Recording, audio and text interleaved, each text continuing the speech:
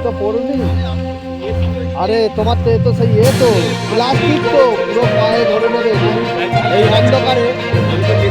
অন্ধকারে তো একটা পায়ে।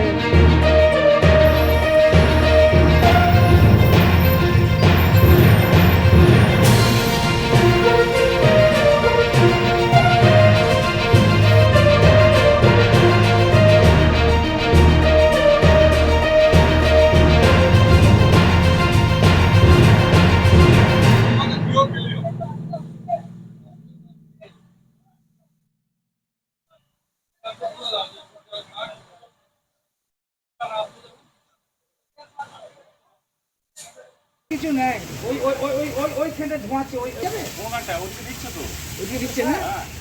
ওইটা দিয়ে ওটাকে মারতে হবে, ওইখানটা কি ফোনটা তো কি করে ওখানটা। এ নেপাল বাবু তাহলে এই মাছটাকে মারো। হ্যালো এ আবার বন্ধ করে মারো, আবার সোজা দিন চলো মাছটাকে।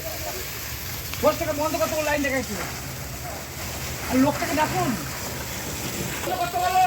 এটা যে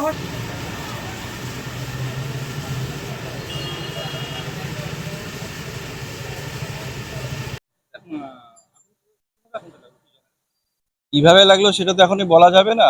ওরা যারা ছিল প্রথম, যারা দেখেছে তারাই বলতে পারবে।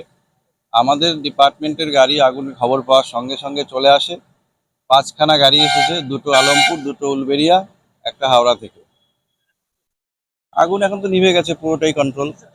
হ্যাঁ, এখানে সব প্লাস্টিকের পুরনো ওই জিনিসপত্র ভেঙে আবার ওগুলোকে দিয়ে গ্যানুয়েজ তৈরি করে ওটা থেকে আবার প্লাস্টিকেরই জিনিসপত্র তৈরি করে। না, কোনো আহত কেউ নেই।